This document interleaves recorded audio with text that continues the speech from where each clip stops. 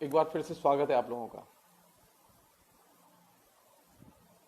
जैसा कि पहले से तय था कि हम सूर्यकांत त्रिपाठी निराला के बारे में बात करेंगे और खासतौर पर उन चीज़ों के बारे में बात करेंगे जो चीज़ें अब तक हमारी चर्चा से गायब रही हैं। हमारी से मतलब साहित्य के जो आलोचक हैं और एक सामान्य तौर पर साहित्य प्रेमी लोग हैं, उनके बीच से जो चीज़ें गायब रही हैं उनकी हम खासतौर पर चर्चा करेंगे आपसे।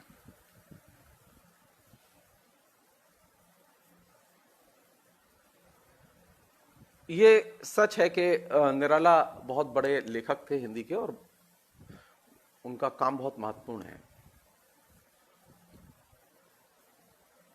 और उन पर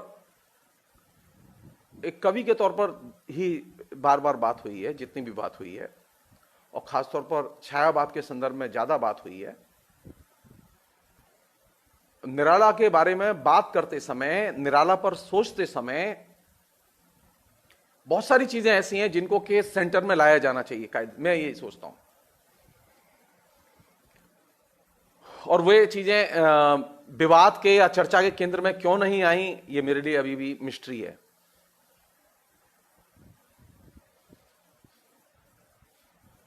मैंने नामवर जी पर बात करते समय एक बात कही थी,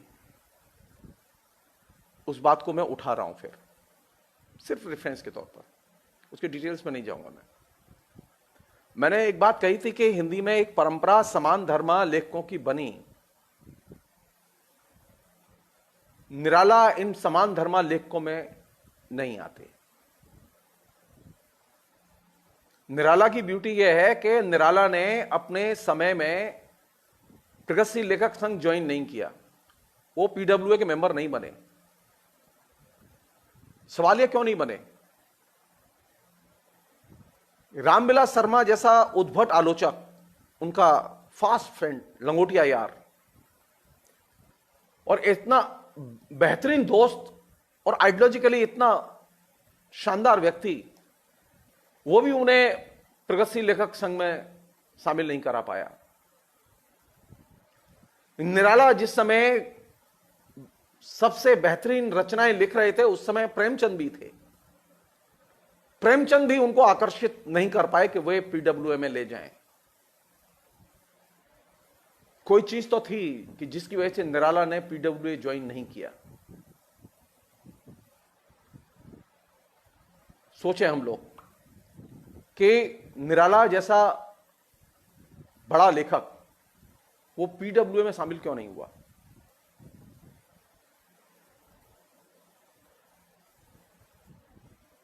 वो इलाहाबाद से जो एक ग्रुप संचालित था, परमल ग्रुप, उसमें तो वो जाना उन्होंने जरूरी समझा, लेकिन वो पीडब्ल्यूए में जाना जरूरी नहीं समझा। मेरे पास इसका कोई उत्तर नहीं है कि उन्होंने क्यों नहीं किया। मैं तो सिर्फ उनके लिखे को जानता हूं, क्योंकि हमारी तो जो भी समझ है उनके राइटिंग के जरिए बनी है। जो लोगों ने लिखा है उसे पढ़ा है हम लोगों ने।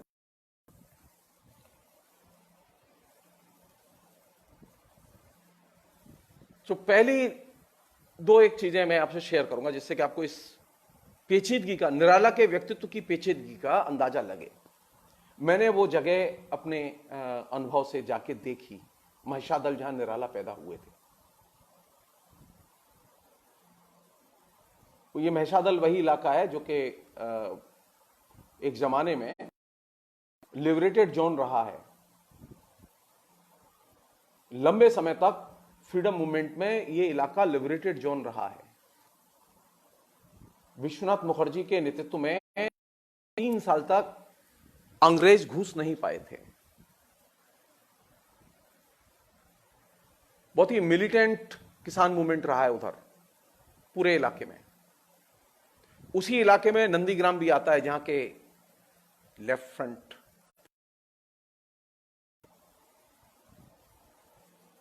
ये उसी जिले का हिस्सा है जिस जिले में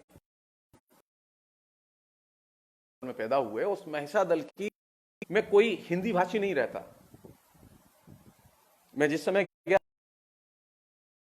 निराला पैदा हुए थे तब भी ये स्थिति, हिंदी भाषी वहां नहीं रहते। मैं निराला की जयंती पर बोलने के लिए गया था, उस समय वहां एक प्रोग्राम था, तो मैं वहां रुका भी था दिन में। एक हाईकोर्ट के टॉप वकील थे जिनके घर में रुका था गांव में, और उनके जरिए मैं थोड़ा सा आसपास के इलाके में घूमने भी गया। मैंने वो जगह भी देखी जहां निराला जिस झोपड़ी में रहते थे, जिस कोठरी में जन्म हुआ था उनका, उस स्कूल को भी देखा जहां निराला पढ़े थे। उस राजा के महल और उसके पूरे बागान को भी देखा जहां के जूही की कली हुआ करती थी।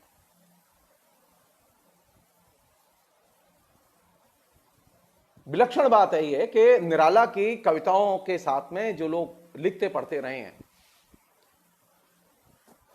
वे जूही की कली को तो जानते हैं, लेकिन जूही की कली के पास और भी कुछ था, इसे नहीं जानते। इसलिए मेरा कहना यह है कि साहित्य पढ़ते समय या साहित्य पर रिसर्च कराते समय फील्ड वर्क जरूर करना चाहिए। उससे साहित्य की जो है जमीन, रियलिटी, उसका एक पल्स, उसका एक अनुमान लगता है।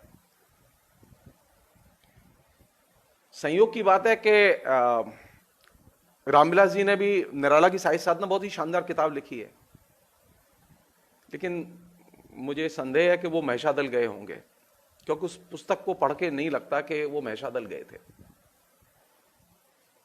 तो साहित्यकारों पर बात करते समय फील्ड वर्क का बहुत महत्व है, और वह महत्व बहुत गंभीरता से लेना चाहिए, उसको इस कैजुअली नहीं लेना चाहिए। हमारे यहाँ जितनी भी रिसर्च होती है साहित्य में, उसमें फील्ड वर्क नहीं होता, किताब वर्क होता है। एक किताब से दूसरी किताब, दूसरी से तीसरी किताब, हम उद्धरण पर उद्धरण, कोटेशन पर कोटेशन देके और अपना विश्लेषण करके थीसिस जमा कर देते हैं।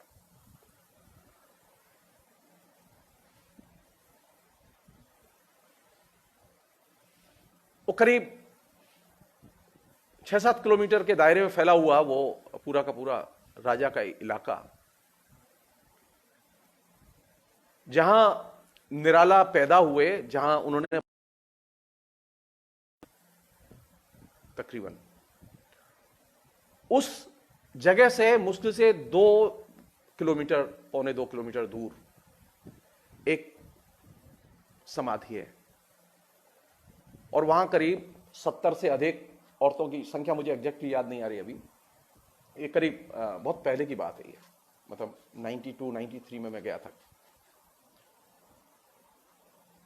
तो वहां एक समाधि है, उस समाधि में तकरीबन 70 से ज्यादा औरतों के नाम लिखे हुए हैं, एक पत्थर लगा हुआ है, और यह समाधि उन औरतों की है जिन औरतों के साथ में अफगान सैनिकों ने रेप किया था और हत्या की थी बाद में। क्योंकि यह इलाका पूरा का पूरा लिबरेटेड जोन हुआ करता था, और इस लिबरेटेड जोन के को मुक्त कराने के लिए ब्रिटिश शासकों ने अफगान सेना बुलाई थी, और उस अफगान सेना ने जबरदस्त जुल्म किया था यहां, और उस जुल्म में ये औरतें मारी गई थीं, उनके साथ अत्याचार हुए, अनाचार हुआ, और वो मारी गई। उनकी स्मृति में वहां वो शहीद स्मारक बना हुआ है।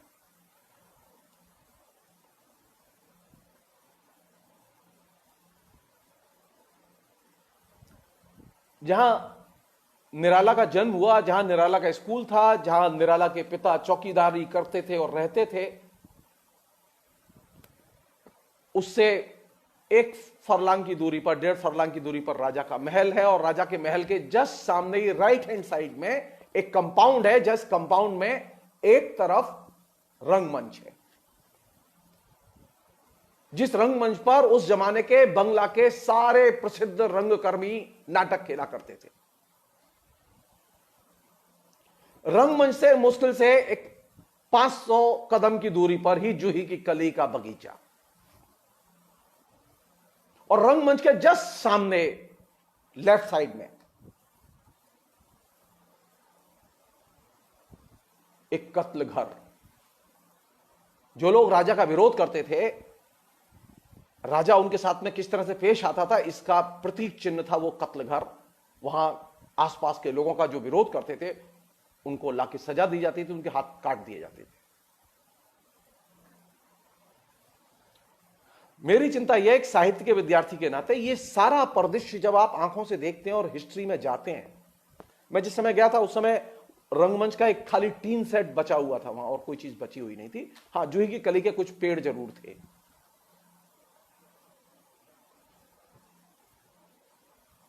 निराला के समूचे लेखन में ये सारी चीजें मिसिंग हैं।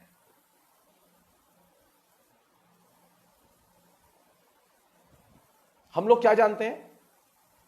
हम लोग वही जानते हैं जो हिंदी आलोचकों ने बताया कि निराला का और उनके दृष्टिकोण का संबंध बेसवाड़े के किसानों के आंदोलन के साथ है।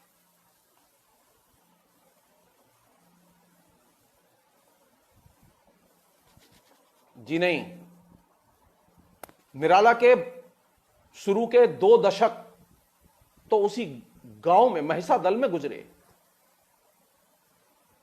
अगर निराला के दृष्टिकोण से किसी चीज का संबंध बनता है तो वह उस इलाके के किसान आंदोलन और मिलिटेंट किसान आंदोलन उसके साथ बनता है, जिसकी कि हिंदी आलोचना कभी पड़ताल ही नहीं करती कि आखिर निराला उस इलाके के किसान आंदोलन को एड्रेस क्यों नहीं करते, या हिंदी के आलोचक उस आंदोलन को जो उस इलाके में था उसे एड्रेस क्यों नहीं करते। यह समस्या रामविलास शर्मा के यहां भी है, यह समस्या दूसरे लोगों के यहां भी है जिन्होंने के निराला पे किताबें लिखी हैं। मैं नाम नहीं लेना चाहता। मैं जो चीज शेयर करना चाहता हूं यह कि जब हम साहित्य का उसके कंटेम्परेरी कर वेरीफाई करें, सिर्फ किताबों से और काल्पनिक अनुमानों के आधार पर साहित्यकार और साहित्य की कृतियों का विश्लेषण नहीं किया जाना चाहिए। उससे गलत निष्कर्ष निकलते हैं, और निराला के बारे में हमारे अनेक निष्कर्ष गलत निकले और आज भी हैं। बैसवाड़ा के किसान आंदोलन की जिसकी चर्चा की जाती है उससे ज्यादा सैकड़ों गुना ज्यादा ताकतवर मिदनापुर का किसान आंदोलन था, जमाने में कम्युनिस्ट पार्टी किया करती थी।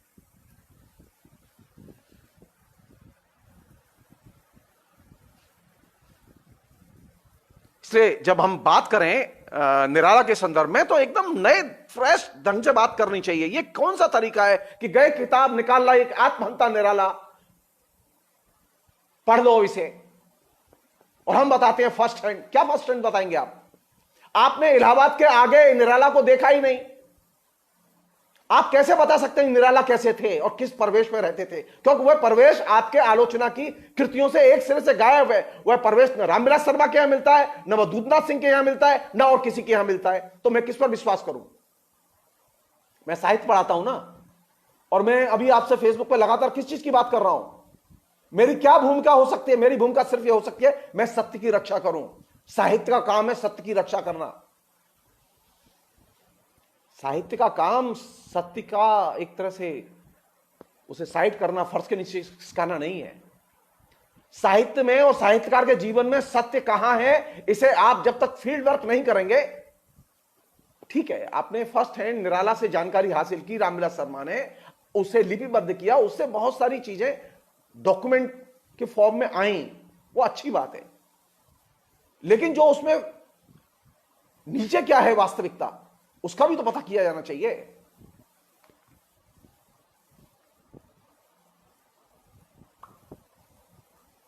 वास्तविकता तब हाथ लगेगी जब आप साहित्य को फील्ड वर्क करके वेरीफाई करेंगे।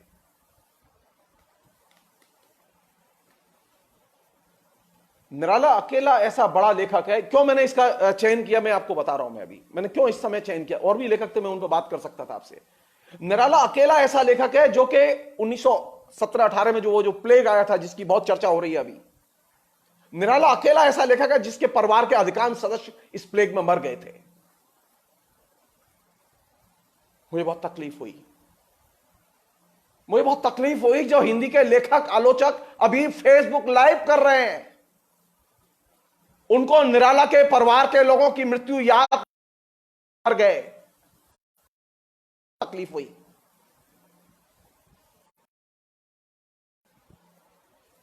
अरे आपको प्लेग में दुनिया याद आती है, लेकिन प्लेग में अपने लेखक के जो आत्मीय जन मरे हैं वो याद नहीं आते, और लेखक को आप माला पहनाते हो और पूजा करते हो, और प्राण निराला।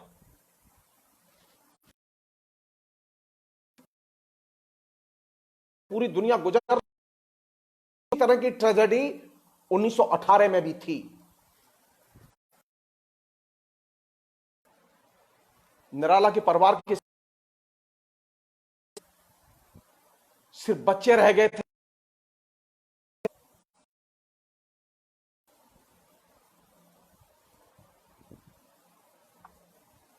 मजाल है कि हिंदी के किसी भी अखबार वाले को यह याद आ जाए, मजाल है किसी संपादक को यह चीज याद आ जाए। क्या पढ़ते हैं हम, क्या पढ़ाते हैं इतिहास में, क्या जानते हैं हम लेखक के बारे में? आप खाली सरोज को जानते हैं जो निराला की बेटी थी। आप निराला ने जो ट्रेजेडी झेली है आप उसे जानते ही नहीं है, आप उसे देखना ही नहीं चाहते, क्योंकि जब आप उसे देखेंगे तो आपको बहुत भयावह यथार्थ नजर आएगा, आपका सारा रोमांटिसिज्म चला जाएगा। मुझे निराला इसलिए याद नहीं आया कि उनकी कविता बहुत अच्छी थी, नहीं, मुझे निराला इसलिए याद आया कि उस 1918 की जो प्लेग थी, महामारी थी, उस महामारी में अकेला हिंदी का एक ऐसा लेखक है जिसका सारा का सारा परिवार मर गया। बहुत भयानक है वो।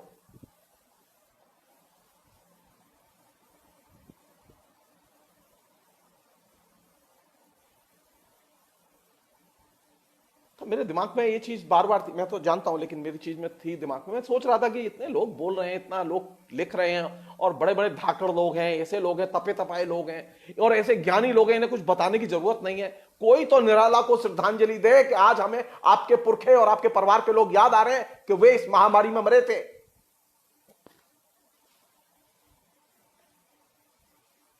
नहीं, हमें से किसी को याद नहीं आती उनकी। हमें सिर्फ राम की शक्ति पूजा चाहिए। हम कितने वायवी हो चुके हैं।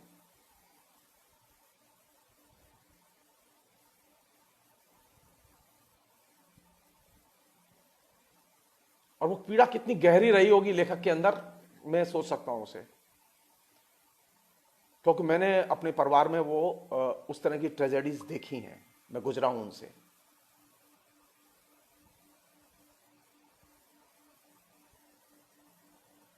भयानक अभाव। निराला कुछ कमाते नहीं थे, हाई स्कूल तक पास नहीं कर पाए थे, एकदम अभाव में बड़े हुए थे, और हालत खराब थी निराला की। देखने में बहुत सुंदर थे। पहले पत्नी मरी, फिर परिवार के बाकी लोग एक एक करके मरे। एकमात्र रामविलास शर्मा ने उसका जिक्र किया है, और बहुत ही मार्मिक ढंग से जिक्र किया है अपनी निराला की साहित्य साधना में, जो मुझे याद आ रहा है।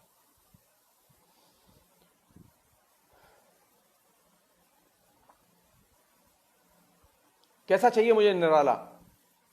वही खाली एक पोएट निराला चाहिए, एक ट्रेजिक निराला चाहिए।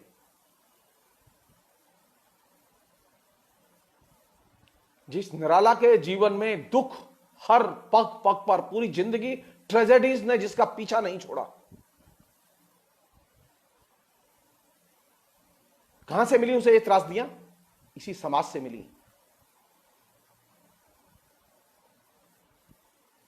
तो इस समाज को बदलें या रहने दें?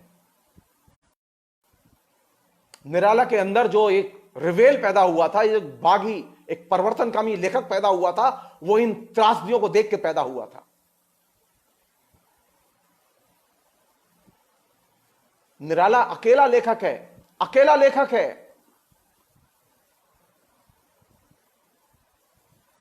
जिसने अपने निजी जीवन की त्रासदी पर महान कविता लिखी, सरोज स्मृति, अकेला लेखक है।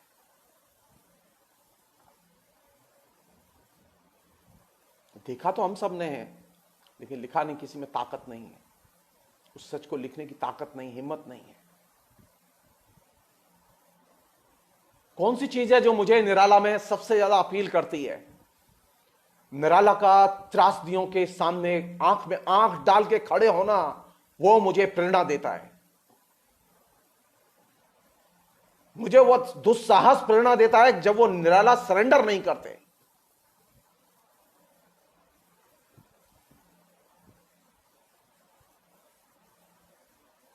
निराला आइडियोलॉजिकल सरेंडर नहीं करते,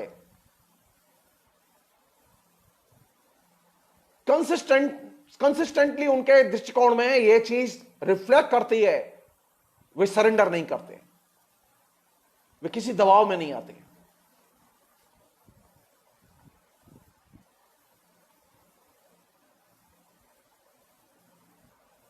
आप सोचिए एक व्यक्ति ने 20 साल शुरू के गुजार दिए हों, जिस समय उसके पास कुछ ना हो और सिर्फ मौत की खबरें हों, बीवी भी मर चुकी हो, बच्चे हों उसके पास में, एक बेटी हो एक बेटा हो, अपने भाई के भी बच्चे हों, उनको पालने की जिम्मेदारी हो, वो कैसे पाला होगा आप सोचिए जस्ट। कैसे मदद की होगी लोगों की, और कितनी मदद की होगी, क्या था उनके पास में। तो निराला पर बात करते समय उस परवेश को दिमाग में रखना बेहद जरूरी है, जिस परवेश ने निराला को एकदम तमाम किस्म की त्रासदियों के बीच में एक महत्वपूर्ण लेखक बनाया। निराला का लेखन सुख में विकसित हुआ लेखन नहीं है। निराला को भारतेंदु हरिश्चंद्र जैसा प्रिविलेज जीवन में हासिल नहीं था, सुविधाएं हासिल नहीं थी। निराला के पास में महादेवी वर्मा या और दूसरे जो बड़े लेखक थे, प्रेमचंद थे, दूसरे लेखक थे, उनकी जैसी सुख सुविधाएं भी नहीं थी। तो निराला की जमीन कहां से तैयार हो रही है?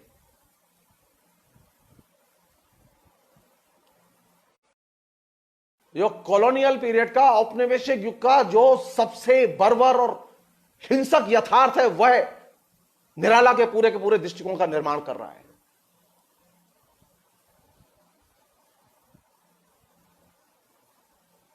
निराला की चेतना को सबसे पहले झकझोरा किसने सबसे ज्यादा हिट किया? वह थी महामारी। आप जान लीजिए इसे, जिसमें उनका पूरा परिवार चला गया।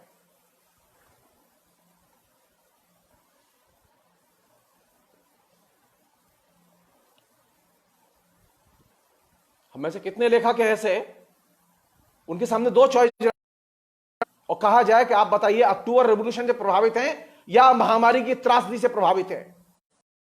आप तय मान लीजिए, हमारे हिंदुस्तान के अधिकतर लेखकों ने महामारी पर नहीं लिखा, महामारी का जिक्र नहीं किया अपने जीवन में। अक्टूबर रेवोल्यूशन का जिक्र किया। मैं ये नहीं कह रहा हूं अक्टूबर रेवोल्यूशन का जिक्र करना गलत है। सवाल यह है कि ये जो प्राथमिकता है, ये प्राथमिकता से तय होगा कि वह लेखक किस दिशा में जाएगा।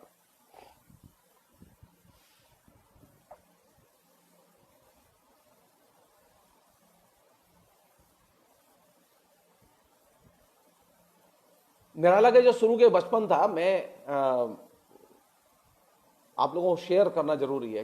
वो पूजा पाठ करते थे और दूसरी चीजें करते थे जो एक धार्मिक बेकार युवक करता है, वो सारी चीजें करते थे।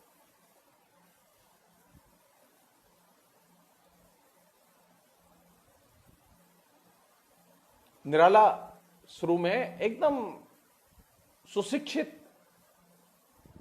जो एक धार्मिक व्यक्ति होता है वैसे ही साक्षर सुशिक्षित धार्मिक व्यक्ति की तरह चीजें पढ़ते थे और करते थे। मंत्र वगैरह, टोटके वगैरह भी पढ़ते थे। सब छूट गया। जिंदगी की जो वास्तविकता है वो कैसे रैशनल बनाती है और कैसे पुरानी तमाम चीजों से मुक्त करने में मदद करती है, ये निराला के जीवन को देख के सीखा जा सकता है। तो निराला के कौन सी चीज मूल्यवान है?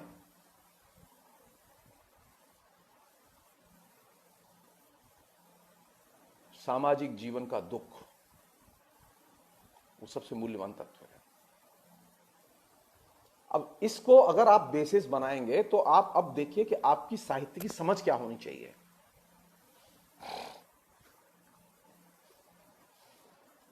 हमारा रवैया क्या है साहित्य के प्रति?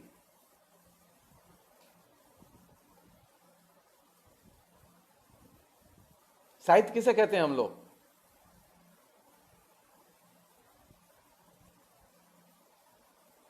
मैं एक प्रश्न छोड़ के ये बातचीत खत्म कर दूंगा मैं।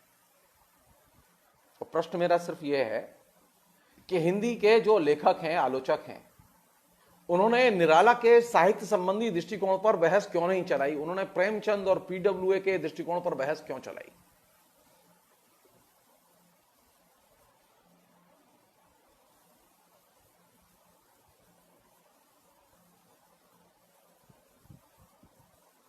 अगर निराला के साहित्य संबंधी दृष्टिकोण पर बहस चलाई गई होती तो साहित्य के प्रति हमारा नजरिया कुछ और होता,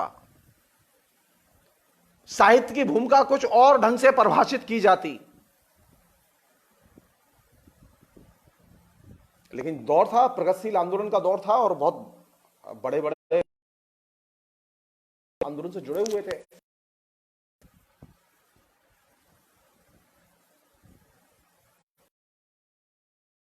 निराला ने उस दौर में जो जितना भी प्रतिष्ठित लेखन था, प्रगतिशील लेखकों का, आलोचकों का लेखन था और उनकी जो साहित्य संबंधी धारणा थी, उसको एक सिरे से ठुकराया।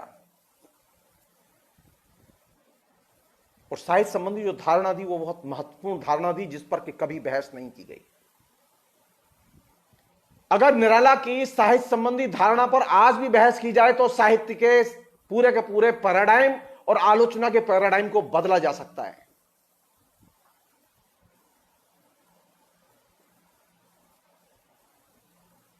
निराला को डर नहीं लगता था। निराला नाप तोल करके कि इस बात को बोलेंगे तो क्या नुकसान होगा, क्या फायदा होगा, यह देखकर कभी ना लिखते थे ना बोलते थे। निराला कभी सामने कौन है इसके आधार पर अपनी राय ना बनाई ना बिगाड़ी।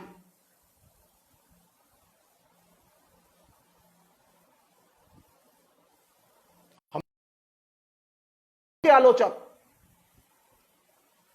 वो इस बात से तय करते रहे हैं कि सामने कौन है, इससे तय करते रहे हैं।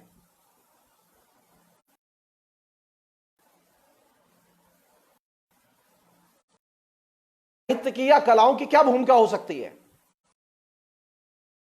अगर हम निराला की बात माने और निराला को अगर हम सीरियसली लें, हम सीरियसली लेते हैं,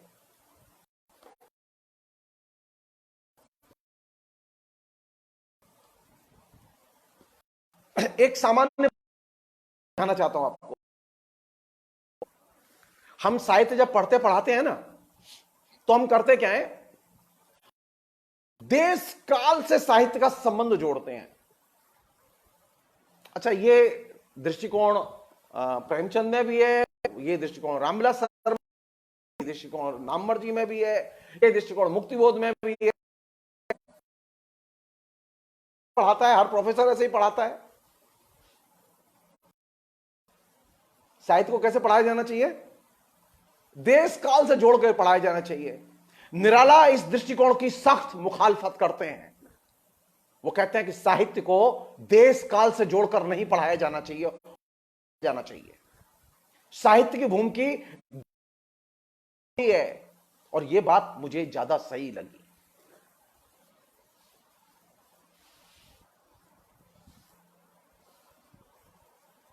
पता नहीं क्यों इस बात पर ध्यान नहीं दिया लोगों ने। मैं उसकी बैड इंटेंशन की मैं कल्पना नहीं कर रहा हूं मैं लोगों की, लेकिन निराला ने जब यह बात कही तो पढ़ाते हैं हम लिख, ये या देश काल में बात कैसे, अगर देश काल से परे नहीं है तो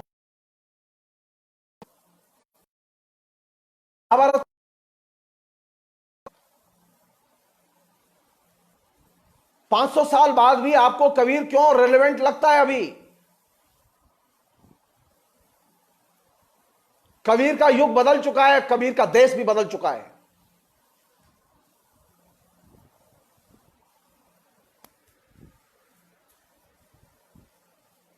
आपने कभी इस बात का उत्तर नहीं दिया। आपने कभी निराला के इस दृष्टिकोण पर बात नहीं की कि निराला ने जो बात कही थी कि उसे देश के परे ले जाकर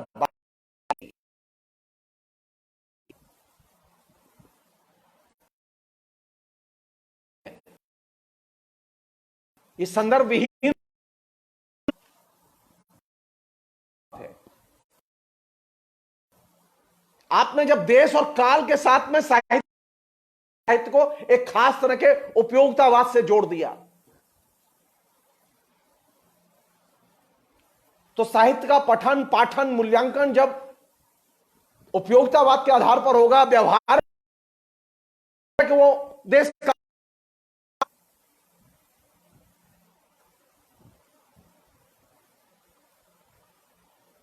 लेकिन साहित्य उपयोगितावाद से और व्यवहारवाद से एकदम बाहर जाता है।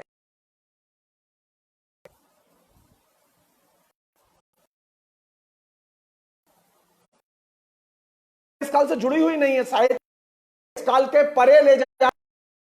रचना जब लिखते हैं तो आपको रचना पढ़ते समय आपको ये रामचरितमानस उस समय तो पढ़ा जिस समय तुलसी ने लिखा था। कुछ दर्जन लोग रहे थे जो कि तुलसी की रामायण को जानते होंगे।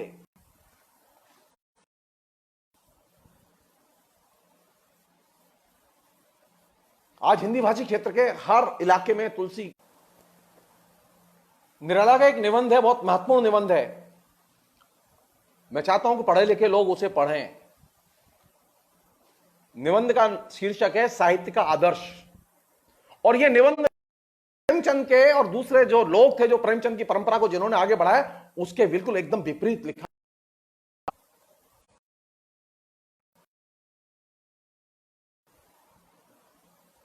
निराला ने लिखा कि यह देश काल से बांध कर देखने की परंपरा पराधीन दृष्टिकोण, यह बंधन में बांधती है, ये बंधन से मुक्त नहीं करती। साहित्य का काम है बंधन से मुक्त करना, पराधीनता से मुक्त करना। लेकिन देश और काल के संदर्भ में जब आप बांध कर साहित्य को देखते हैं, ये जो देश काल के बंधन में बांध कर देखने की जो परंपरा, इस परंपरा की निराला जब आलोचना करते हैं तो वे एक बहुत महत्वपूर्ण पहलू की तरफ ध्यान खींचते हैं। के साथ में जो पोएट पैदा हुए थे, उन पोएट्स ने क्या किया? हमारे यहां कौन सी और चीज है जो बंधन में बांधती है?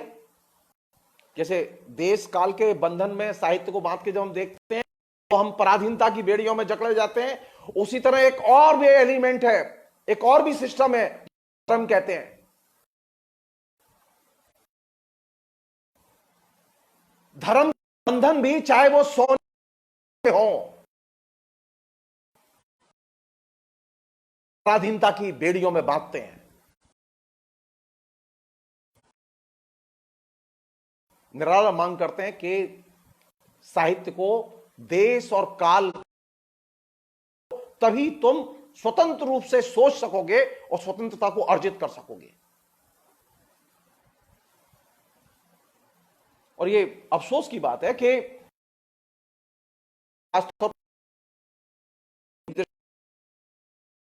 बहस ही नहीं हुई, उस पर लिखा ही नहीं गया। और देश काल के आधार पर एक और चीज गढ़ी गई। वो क्या थी? साहित्य के आदर्श, जीवन के आदर्श। ये साहित्य के जीवन के आदर्श जो गढ़े गए, ये साहित्य और जीवन के आदर्श भी उस बंधन को मजबूत करने में मदद करते रहे हैं। यही वजह है कि हम साहित्यकार पैदा तो होता है, वो प्रतिवादी भी एकदम क्रांतिकारी नहीं होता, रिवेल नहीं होता। रियल साइंस में रिवेल नहीं होता। रियल साइंस में क्रांतिकारी और या रिवेल वही होगा बंधनों को नहीं मानेगा। का एक ही लक्ष्य होगा, एक ही लक्ष्य होगा, मनुष्य और मनुष्य को बदलना। उससे बेहतर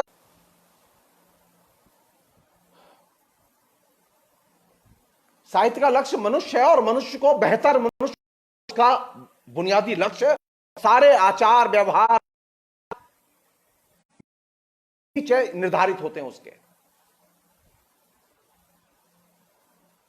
हमने साहित्य के इस मानक को कभी सामने रखा ही नहीं।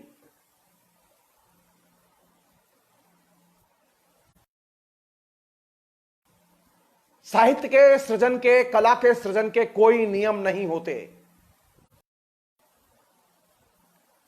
लेखक अपनी इच्छा से लिखता है और अपनी इच्छा से तक संबोधित करता है जहां तक उसकी इच्छा हो। कोई सीमा नहीं है संबोधन की।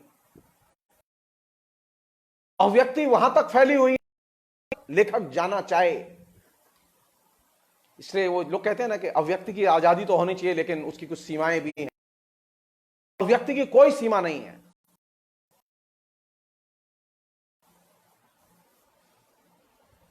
हमें कौन सी चीज जरूरी है हमारे लिए?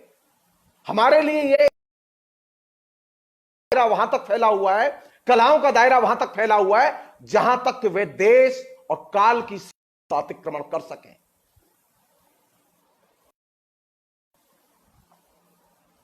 हम धर्म से संविधान के नियमों में बांध दिया है। साहित्य संविधान के नियमों के हिसाब से, संविधान की परिभाषा के हिसाब से लिखा नहीं जाता।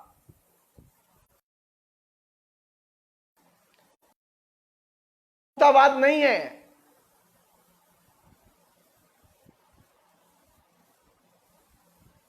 साहित्य निर्देश्य भी नहीं होता।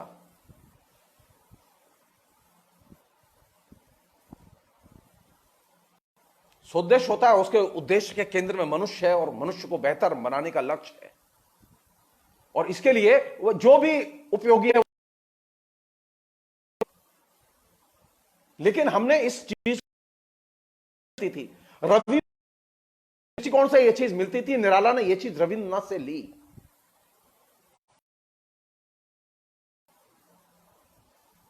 आपने क्या किया? निराला एक चीज की और आलोचना करते हैं जिसको कि नोटिस लिया जाना चाहिए। निराला ने कहा कि हमने ये अजीब सी स्थिति पैदा हो गई, साहित्य का काम क्या है? निराला बहुत इंपॉर्टेंट चीज है। वो कहते हैं साहित्य का काम ज्ञान देना। संदर्भ में वे बंगाली जाति की बड़ी प्रशंसा करते हैं और कहते हैं कि देखो बंगाली जाति को देखो, उन्होंने साहित्य को नॉलेज का जो है बेस बना दिया, ज्ञान का आधार बना दिया। हमारे यहां ज्ञान का आधार रहा ही नहीं है। अभी भी पैराडाइम शिफ्ट नहीं हुआ है। अभी भी ज्ञान अर्जित करने का आधार साहित्य नहीं है।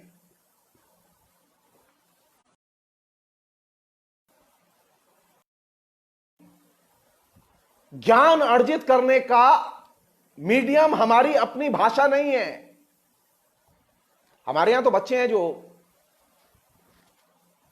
वो हिंदी से नफरत करते हैं। हिंदी, वो कहते हैं हिंदी में है क्या, बकवास है हिंदी।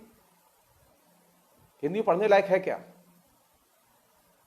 हिंदी में कुछ नहीं है सीखने के लिए।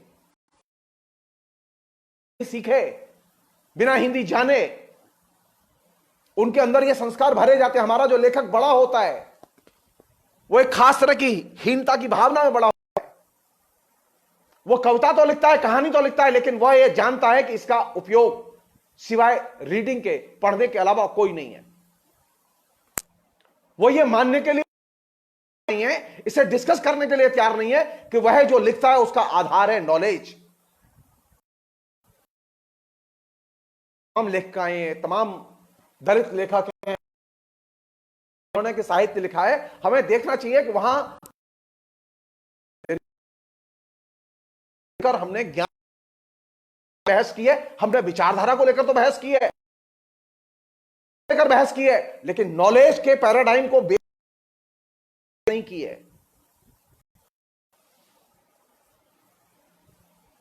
तो आपके लिए साहित्य की भूमिका कितनी होगी? बहुत सीमित होगी।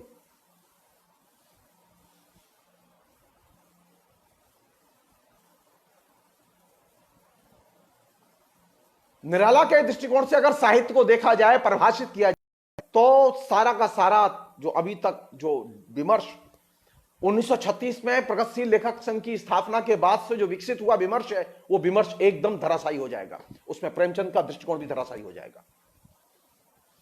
और बेहतर तरीका क्या है?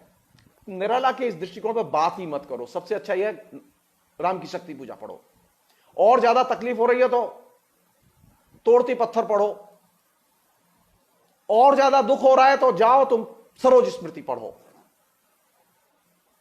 यानी निराला को भी अब हमने अपने एडहॉकिज्म में एक टूल्स बना दिया है। साहित्य हमारे यहां क्या है, साहित्य के प्रति हमारा रवैया क्या है, एडहॉक रवैया है, तदर्थ रवैया है। साहित्य की आलोचना का, साहित्य के प्रोफेसरों का, साहित्य के लेखकों का क्या रवैया है, उपयोगितावादी रवैया है। निराला इसकी तीखी आलोचना करते हैं, निराला प्रेमचंद की भी तीखी आलोचना करते हैं।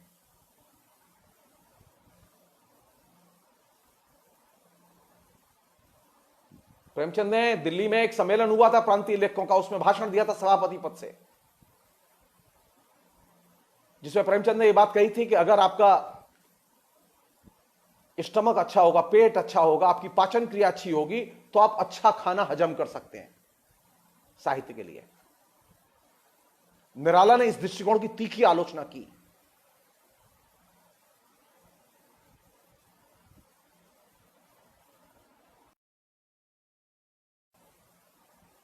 साहित्य का हमारी पाचन क्रिया की चीजों से कोई संबंध नहीं है।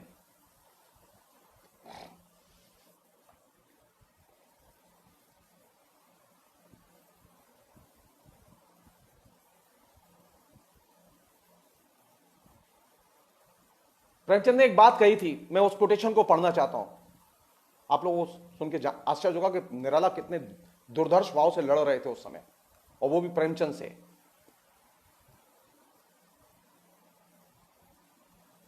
प्रेमचंद ने उस भाषण में कहा था, हो सकता है नास्तिक होकर भी पूर्ण चित्रों की या भक्ति रस की कविता की रचना करे, पर इस रचना में कदाव वह चीज और प्रभाव की रचना में हो सकता है, अनकोट। अब आप सोचिए प्रेमचंद के दिमाग में कौन सी चीज चल रही थी। साहित्य के सृजन के साथ में प्रेमचंद किस चीज को जोड़ रहे हैं? क्या साहित्य सृजन का संबंध आस्तिक और नास्तिक के दृष्टिकोण से है?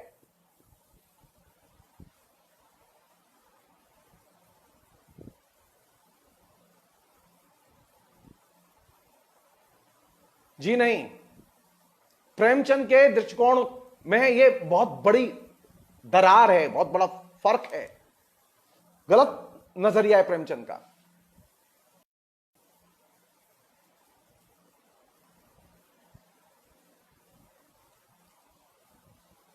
लेखक के लिए वो नास्तिक आस्तिक का कोई संबंध नहीं है लेखन से, उसकी ईश्वर भक्ति से कोई संबंध नहीं है।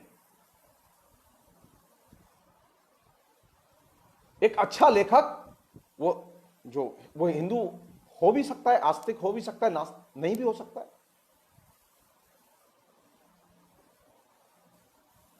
सो आस्तिक नास्तिक के साथ में साहित्य का क्या संबंध?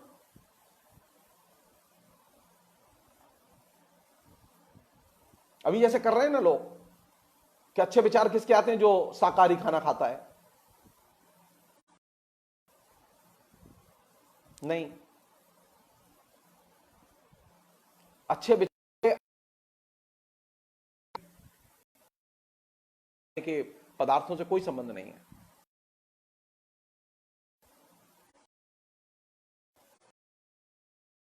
नास्तिक होने का आपके साहित्य संबंधी दृष्टिकोण से कोई संबंध नहीं है।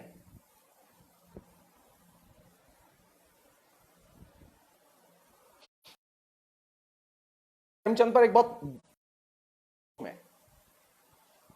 मैं वो पूरी वो पढ़ के सुनाना चाहता हूं। वैसे हिस्सा बहुत बड़ा है, लेकिन 4 लाइन में जरूर पढ़ के सुनाना चाहता हूं आपको। जो मैंने अभी कोटेशन बोला उसके आगे वो कहते हैं,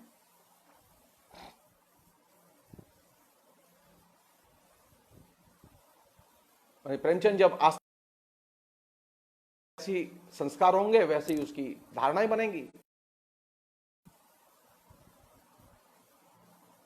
तो उन्होंने ये बात कही है कि प्रेमचंद तो मुसलमान नहीं थे, तो फिर प्रेमचंद ने उर्दू में कैसे लिखा? अगर आस्तिक होने से ही, नास्तिक होने से ही चीजें बनती हैं, तो प्रेमचंद ने उर्दू में लिखा कैसे? तो प्रेमचंद तो मुसलमान नहीं थे। जो चीज मैं कहना चाहता हूं वो ये कि निराला पर बात करते समय जब आप निराला को सेंटर में लाएंगे तो हमारे जो आइकॉन है, लिटरेचर के आइकॉन जो हमने गढ़े हैं इस बीच में, उस सारे आइकॉन धसक जाएंगे, एकदम गायब हो जाएंगे। निराला मुझे इसलिए अच्छे लगते हैं, मुझे इसलिए अच्छे नहीं लगते कि उन्होंने कविताएं बहुत अच्छी लिखी हैं। मैं विचारों में रमण करता रहा हूं, वो विचार बहुत ज्यादा प्रिय हैं क्योंकि उससे वो नॉलेज मिलती है। साहित्य में की भूमिका है ज्ञान देने की। ये जेनर जितने भी हैं, ये जेनर ज्ञान के स्रोत हैं। ये मनोरंजन के लिए नहीं लिखते ये लोग।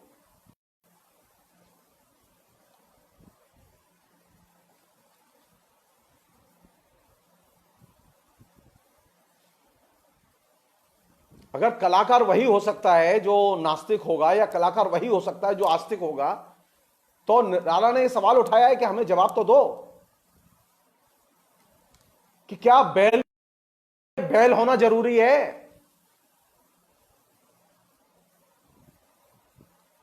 आप लोग जानते ही हैं, विशाल भारत के संपादक बनारसीदास चतुर्वेदी थे, वो निराला के घनघोर आलोचक थे। निराला के ऊपर अटैक करते हुए उन्होंने बहुत कुछ लिखा था और छपाया था। निराला अकेला ऐसा लेखक है जो कि अपने जमाने के हिंदी के बड़े प्रतिष्ठानों से मोर्चे लेता रहा है।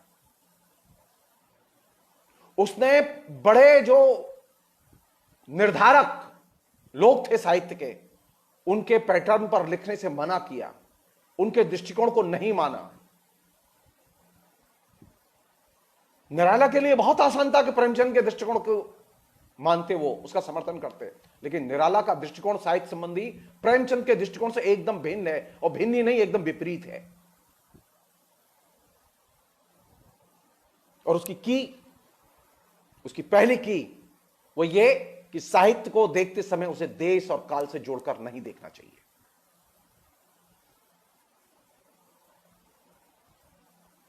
क्या करें हम लोग? क्या करें हम लोग?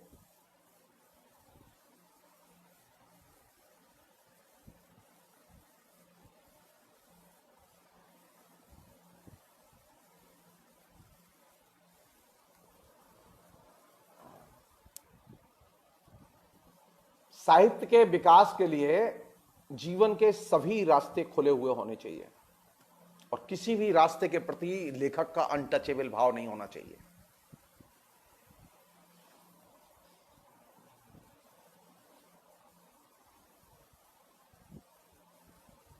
लेखक कहां मिलेगा मुझे?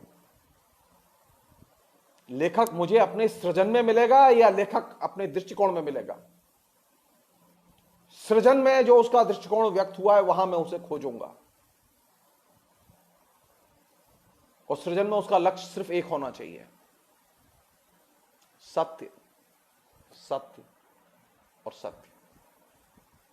और आखिरी चीज बहुत जरूरी चीज, अक्षय तृतीया है ना,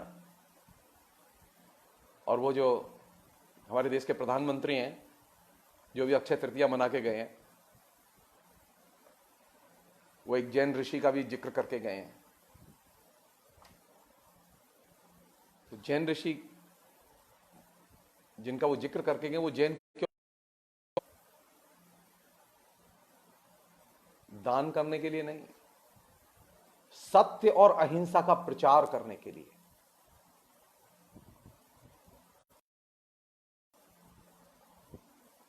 अगर मुझे जैनियों से भी कुछ सीखना होगा ना, साहित्य के लिए भी कुछ सीखना होगा। साहित्य की जो धुरी है वो कौन सी है? साहित्य के दो काम है। पहला काम है मनुष्य को बेहतर मनुष्य बनाना, दूसरा काम है देश काल के परे ले जाकर साहित्य को देखना और विश्लेषित करना, और तीसरा काम है उसका साहित्य को उपयोगितावाद के दायरे से बाहर लाना।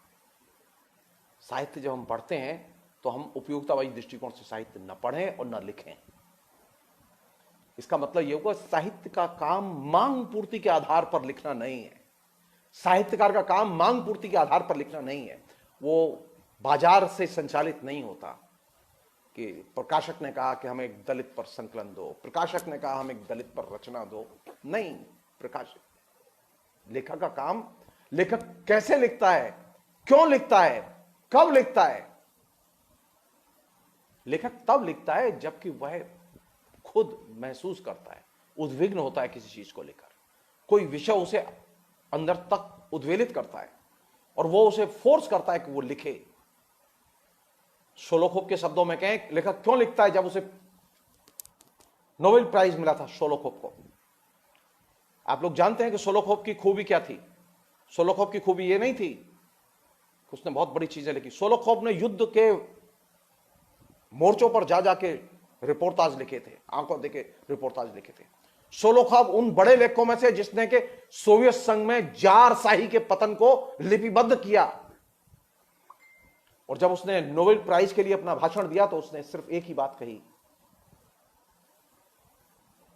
और वो बात हमारे यहां सिर्फ एक ही लेखक ने कही। शोलोखोव ने जो कही थी बात क्या थी? शोलोखोव से पूछा गया कि तुम किसके आदेश पर लिखते हो? शोलोखोव ने सिर्फ ये कहा था कि मैं हृदय के आदेश पर लिखता हूं। हम वो किसके आदेश पर लिखेंगे? आदेश पर लिखेंगे, न सरकार के आदेश पर लिखेंगे, न कानून के आदेश पर लिखेंगे, न वो देश काल के आदेश पर लिखेंगे, वो हृदय के आदेश पर लिखेंगे। जब वे अपने मन में फील करेंगे, उद्वेलित होंगे, जैसा जिस रूप में उचित लगेगा वैसा लिखेंगे। लिखने में नियमों की कोई बंदिश नहीं होगी। लेखक नियमों से संचालित होकर नहीं लिखता, बल्कि लेखक नियमों को तोड़ने के लिए लिखता है। अगर वो तोड़ेगा नहीं तो बदलेगा कैसे? अगर साहित्य को देश काल के संदर्भ में लिखोगे तो साहित्य की सीमित भूमिका होगी और वो पराधीन बनाने वाली भूमिका होगी। लेकिन देश काल के संदर्भ के बाहर ले जाके अगर लिखोगे तो साहित्य की परिवर्तनकामी भूमिका होगी, और साहित्य फिर वह नहीं रहेगा जो कि अभी तक हम पढ़ते रहे। साहित्य का पूरा सिस्टम बदल जाएगा, उसके बारे में हमारा सोच बदल जाएगा, उसके प्रति हमारा कर्तव्य और सरोकार भी बदल जाएगा। अभी हमने साहित्य को किस रूप में अपने साथ जोड़ रखा है? हमने एक उपयोगितावादी तौर पर जोड़ रखा है। हमने एक सामाजिक परिवर्तन के एक इंस्टीट्यूशन के तौर पर, एक संस्थान के तौर पर साहित्य को देखा ही नहीं है।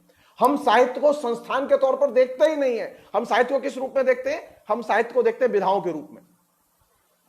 साहित्य विधाओं के रूप में नहीं। आधुनिक काल जब आ गया तो साहित्य एक इंस्टीट्यूशन बन चुका है, संस्थान है वो। और जब वो संस्थान है तो वह एक ऐसा संस्थान है जो कि लगातार बदल रहा है। हमारी भूमिका क्या होगी? हम इस परिवर्तन के साथ कदम से कदम मिलाकर चलें और अपने को बदलें। हमारी भूमिका यह नहीं हो सकती कि हम जैसे हैं वैसे ही रहें। साहित्य का काम जैसा है वैसे रहने देना नहीं है। साहित्य लिखा इसलिए जाता और बदलेंगे तब जब साहित्य की देश काल से परे भूमिका को परिभाषित करेंगे। देश काल में बांध के भूमिका परिभाषित करेंगे तो आप साहित्य के सिर्फ कदम ताल के शिकार होंगे। जैसे एनसीसी में होता है ना, कैडेट गतिशील तो होता है लेकिन एक ही जगह खड़े होकर कदम ताल करता है, लेफ्ट राइट लेफ्ट, यही करेंगे आप। साहित्य का काम कदम ताल करना नहीं है। साहित्य का काम तब होगा जबकि आप देश काल के संदर्भ के परे ले जाकर साहित्य पर विचार करेंगे और उसके केंद्र में, अभी तक केंद्र में वर्ग थे, जो प्रगतिशील आंदोलन की सबसे बड़ी उपलब्धि थी। सवाल यह वर्ग के ऊपर भी कुछ है कि नहीं है। रविन्द्रनाथ टैगोर ने यही तो कहा,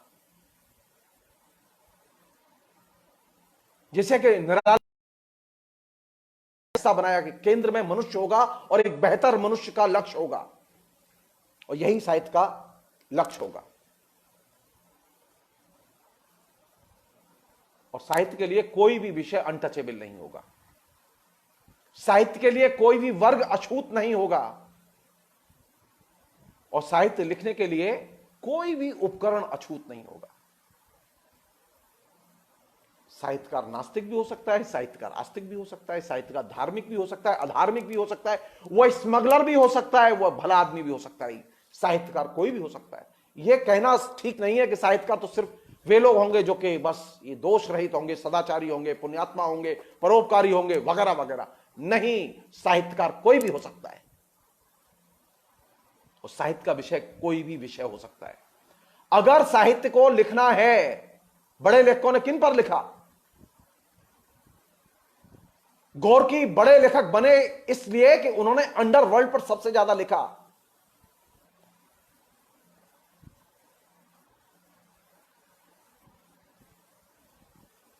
जिस अंडरवर्ल्ड के बारे में हम लोग नहीं जानते थे। हमारी स्थिति क्या है कि हम साहित्य को एक पवित्र पुण्य का काम बना दिया, एक धार्मिक कर्मकांड बना दिया है उसे हमने। साहित्य धार्मिक कर्मकांड नहीं है। साहित्य का काम है बदलना, और बदलेंगे तब जबकि आप देश काल के परे जाएंगे। अगर मैं मथुरा में रहता और मैं चतुर्वेदी, मैं तो मथुरा में अभी भी हूं, मैं चतुर्वेदी भी हूं, मेरे जनेऊ भी हुए हैं, मुझे दीक्षा भी मिली, मैं अभी भी पूजा करता हूं, मैं अभी रोज पूजा करता हूं, रोज खाना बनाता हूं, रोज भगवान को प्रसाद चढ़ाता हूं, लेकिन साहित्य नहीं पढ़ता तो मैं बदलता नहीं, मैं आगे नहीं जाता। साहित्य का काम जैसा है वैसे रहने देना नहीं है।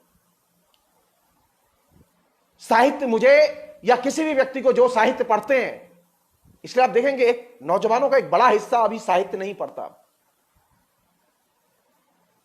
तो जाहिर है उनमें बदलने की कोई चाहत भी नहीं है। हमने भी, हिंदी भाषी लोगों ने भी पढ़ना बंद कर दिया है, बुढ़ों ने पढ़ना बंद कर दिया है, जो एज उम्र दराज लोग हैं उन्होंने लाइब्रेरी जाना बंद कर दिया है, किताब खरीदना बंद कर दिया है। तो आप बदलेंगे कहां से? तब तो आपके सिर पर हमेशा कोई ना कोई जल्लाद सवार रहेगा और वो आपको हाँकेगा। आपको जल्लाद के उपदेश, महान उपदेश लगेंगे।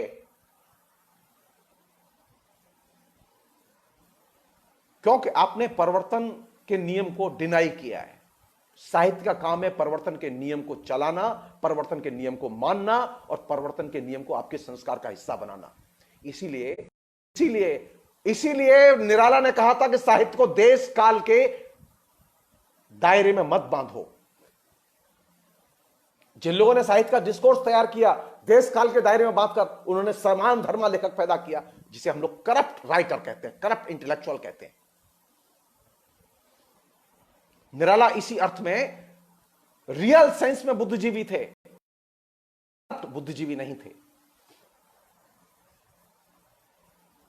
मुझे अगर किसी परंपरा का विकास करना होगा तो मैं ऐसी परंपरा का विकास की नींव निराला ने रखी थी। मैं उस परंपरा का विकास की नींव प्रेमचंद ने रखी। साफ कह रहा हूं इस बात को। मुझे चॉइस बहुत नहीं, मुझे साहित्य का अपना दृष्टि, और ये मैं दृष्टिकोण बदलूंगा तब जबकि मैं वो डॉक्यूमेंट सामने लाऊं। के साहित्य संबंधी लेख डिस्कस किए जाने चाहिए, उन पर और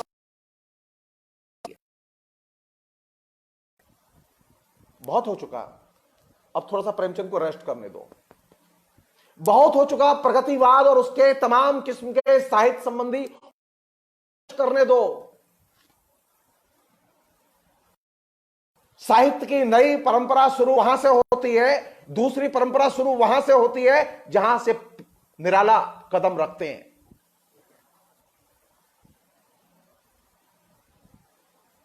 निराला संबंधी दृष्टिकोण बहुत महत्वपूर्ण है, उनकी राम की शक्ति पूजा से भी ज्यादा महत्वपूर्ण है। इसलिए प्लीज आप उनके साहित्य और समझें।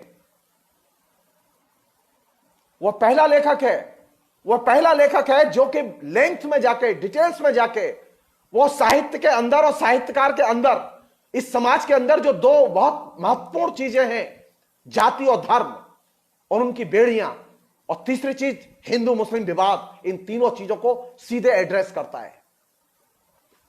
और एड्रेस कहां से करता है? उसी अपने लिबरेटर एक मुक्त पर। जाहिर है कि इसमें दिक्कत होगी। हम तो स्टेटस को, यानी प्रगतिशीलता का भी एक यथास्थितिवाद है, जो प्रगतिशीलता के यथास्थितिवाद से भी निकलने की जरूरत है। जनवाद के भी, जो जनवादी लेखक संघ के लोग हैं, उनको भी एक जनवाद के यथास्थितिवाद से निकलने की जरूरत है, क्योंकि उनमें भी अधिकतर लेखक इस दृष्टिकोण के शिकार हैं, देश काल से बांध के चीजों को देखने के शिकार हैं। साहित्य का पैराडाइम बदलना है तो जाहिर है कि आपको अपने इन दायरों के बाहर निकलना होगा। जानते मेरा अपराध क्या है? मेरा अपराध सिर्फ इतना है कि मैं जैसे अभी आपसे बात कर रहा हूं, मैं ऐसे ही बोलता हूं।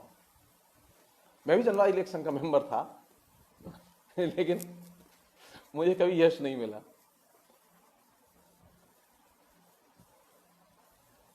मैंने भी खूब काम किया है, मैंने खूब चंदा वसूला है उनके लिए, खूब चंदा जमा किया है, मैंने उनकी खूब सेवा की है। मेरी अप्रोच तब भी यही थी व्यवहार में, जो मैं आपसे शेयर कर रहा हूं, कि मेरे लिए लेखक महत्वपूर्ण है। मैं लिखता हूं, चाहे 10 कहानी लिखता हूं, महत्वपूर्ण है। ओहदा महत्वपूर्ण नहीं है, उसकी शोहरत महत्वपूर्ण नहीं है।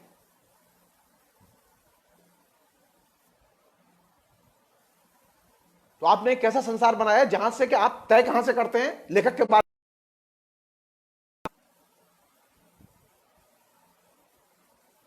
आप तय करते हैं उसके ओहदे से, आप तय करते हैं उसके कनेक्शन से। मेरे ऊपर भी अगर ज्योति बाबू का हाथ रहा होता तो मैं भी बड़ा लेखक होता। सबसे ज्यादा चंदा इकट्ठा किया मैंने, सबसे ज्यादा सेवा की मैंने, जानते हैं। लेकिन जनवरी इलेक्शन की मैं किसी कमेटी में नहीं रहा ऊपर। एक से एक उठाई गिरा किस्म के लोग ऊपर चले जाते थे, मैं नीचे ही रह जाता था, खड़ा खड़ा मैं ही रह जाता था। मुझे कोई अब मलाल नहीं है। मैं जो चीज शेयर करना चाहता हूं ये कि अगर